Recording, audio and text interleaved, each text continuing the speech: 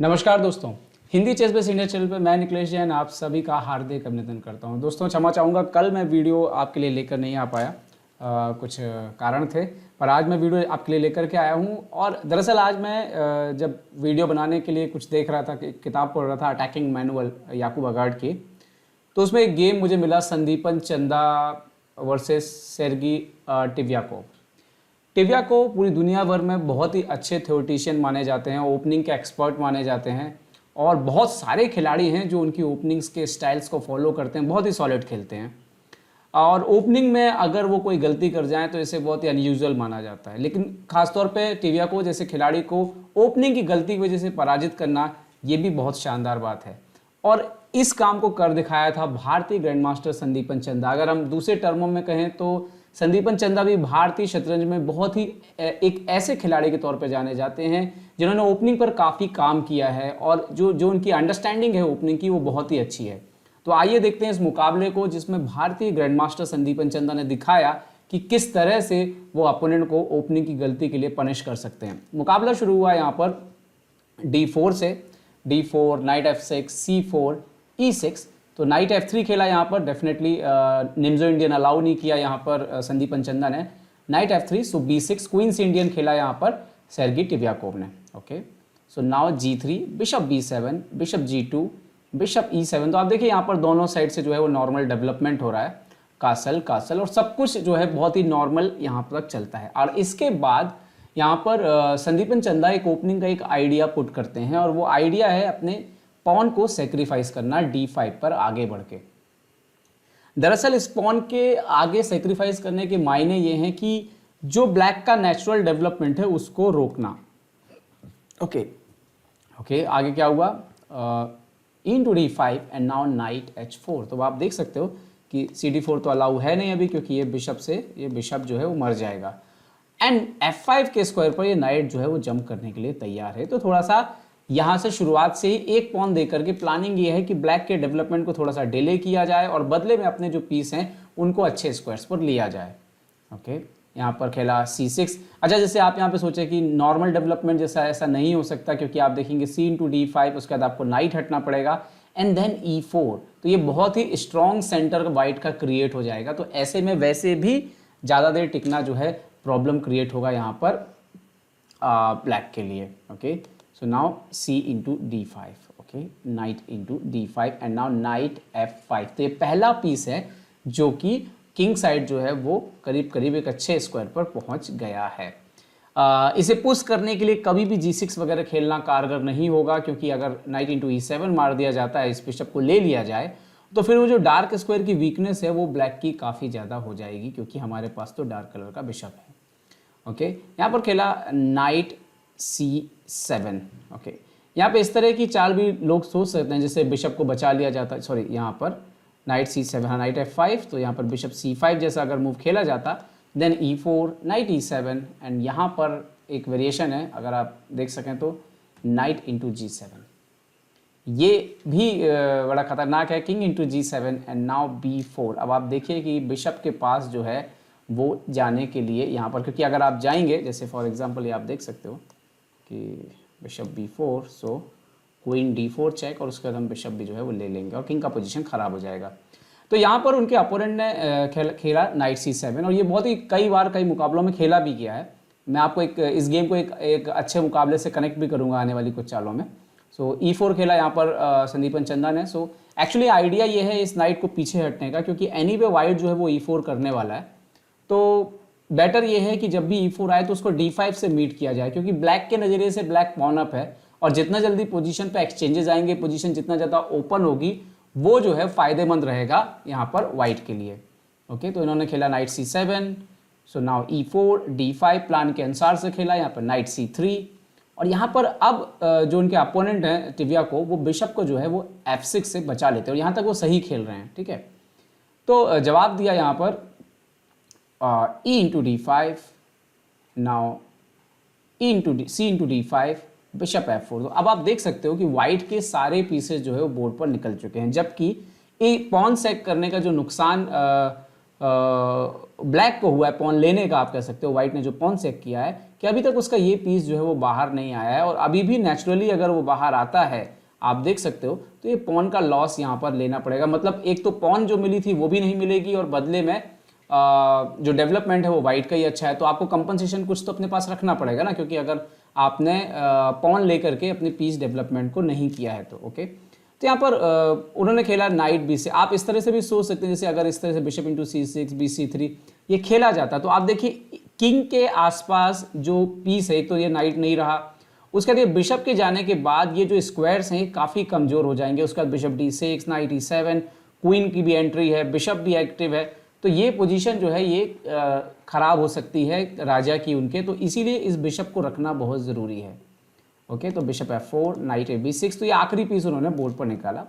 White ने खेला रुक E1। रुक E1 जो है वो सीधा ना सिर्फ इस फाइल पर आता है बल्कि एक बहुत सेंसिटिव E7 स्क्वायर को कंट्रोल करता है, जबकि आपके पास यहाँ पर नाइट हो। ओके, और ये अब यहाँ पर उनके अपोनेंट ने खेला क्वीन D7, और क्वीन D7 ये उनकी सबसे बड़ी गलती साबित हुई। और इसके बाद हर चाल पर आप देखेंगे कि संदीपन चंदा कैसे थ्रेड पे थ्रेड क्रिएट करते हैं। आपके हिंट के लिए बस मैं बता देता हूं कि आप देख सकते हैं कि ये क्वीन जो है D7 पर अनसपोर्टेड है, अनप्रोटेक्टेड है, और इसका बहुत नुकसान जो है वो हो सकता है। देखिए आगे गेम में क्या हुआ, तो बिशप S3 खेला। बिशप S3 का आइडिया क्या है भाई, बिशप यहाँ पर है, क्वीन यहाँ पर है, तो नाइट H6 ये थ्रेट आ सकता है। ओके, तो उन्होंने नेचुरली क्या खेला, यहाँ पे खेलना क्या चाहिए था क्वीन D8, बट उन्होंने यहाँ पर खेला नाइट E6। बट मैं आपको एक गेम यहाँ पे बताना चाहता हूँ कि यहाँ पर किंग H8 किसी ने खेला था। दरअसल ये मुकाबला हुआ था गैरी कास्परोव इसमें जो थे वो खेल रहे थे वाइट पीसेस से। मर्जनोवे के ग्रैंड मास्टर हैं, उनके खिलाफ ये मुकाबला खेल रहे थे। और इस मैच में क्या हुआ था कि कास्परोव ने खेला था नाइट E4, आप देख सकते हो कि पॉन पिन है, सो बिशप B2 दिया था अपोनेंट ने reply, and then night G5 खेला था। तो अब आप देख सकते हो कि नाइट G5, तो यहाँ पर उनके अपोनेंट ने जो है अभी नाइट H6 का थ्रेट है ऑलरेडी, तो उनके अपोनेंट ने खेला था queen C6 and then knight E7, queen F6, तो नाइट H7 मूव आया था कास्परोव की तरफ से। आप देख सकते हो कि यहाँ पे मार तो सकते नहीं हैं क्योंकि ये तो यहीं पे गेम खत्म हो जाएगा। तो उन्होंने खेला था क्वीन D4 एक्सचेंज के लिए, but after queen H5, G6, queen H4 और बिशप इंटू A1 उन्होंने फाइनली मारा, बट नाइट F6 के बाद गेम खत्म हो गया था।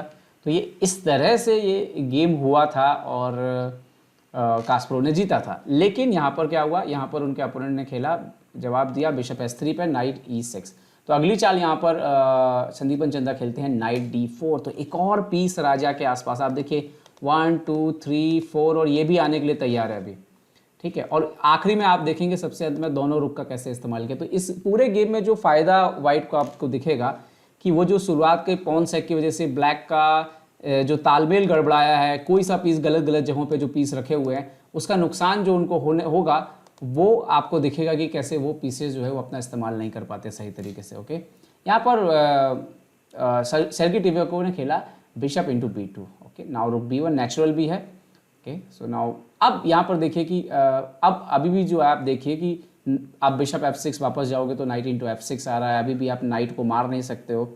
तो यहाँ पर सर्गी टिवियाको ने खेला नॉर्मली बिशप C8। अब आइडिया ये है कि क्वीन को सपोर्ट लगा दिया, फिलहाल तो आपका नाइट जो है वो अंडर अटैक है। ओके, और नाइट को इसीलिए हटाना चाहते हैं ताकि इस बिशप को हम सुरक्षित वापस जा सकें। अगर आप रुक B2 वगैरह खेलेंगे तो यहाँ पर ये मार देंगे। तो अल्टीमेटली नाइट G5 जो है हटना पड़ा और इसके बाद बिशप F6 वापस चला जाता है। पर क्या ये इनफ था उनके लिए?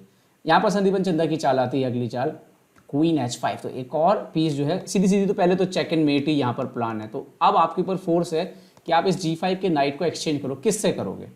अगर आप नाइट से मारने जाते हो नाइट इंटू G5, तो बिशप इंटू G5, और अब आप देखो कि फिर से ये थ्रेड जो है वो अलाइव है नाइट H6 चेक का, क्वीन थ्रेड पर है बिशप के सामने।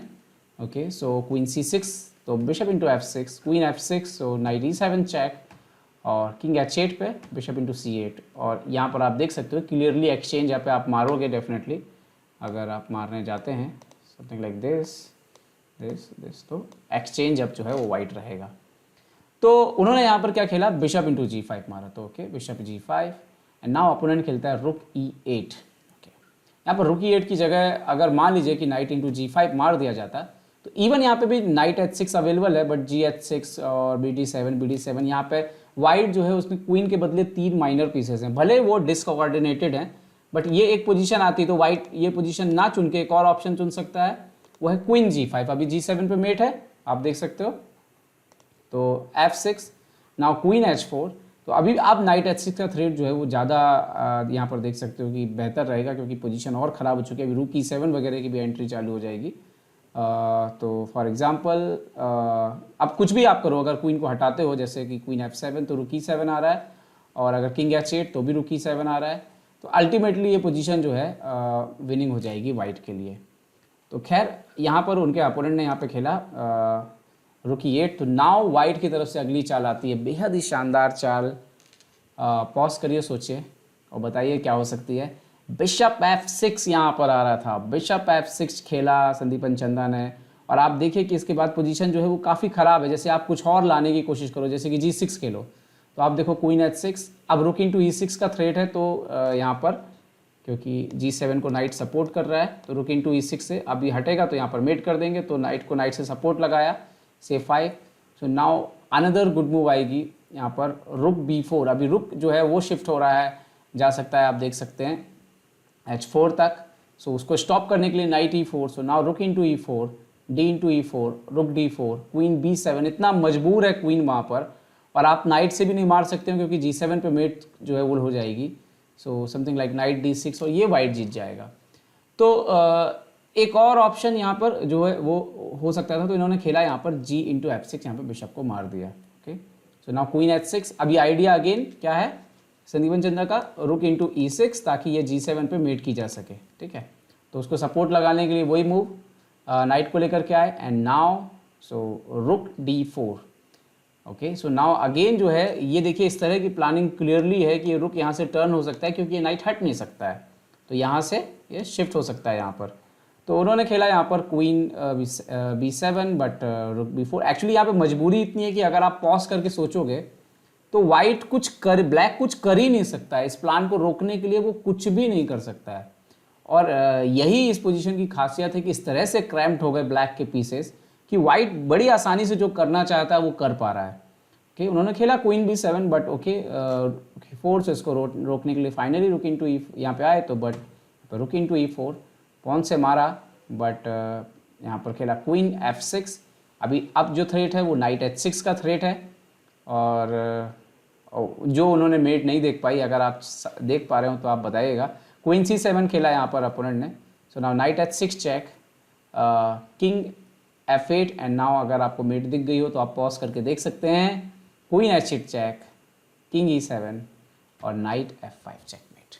तो बेहद शानदार गेम यहाँ पर संदीपन चंदा का, और ये दिखाता है कि कितनी उनकी समझ या ओपनिंग में तैयारी एक बड़े खिलाड़ी को पराजित करने के लिए रही, क्योंकि टिवियाकोव जो है 2700 के भी खिलाड़ी रहे हैं, तो ये जीत उनके लिए बिल्कुल आप कह सकते हो कि एक बड़ी जीत रही।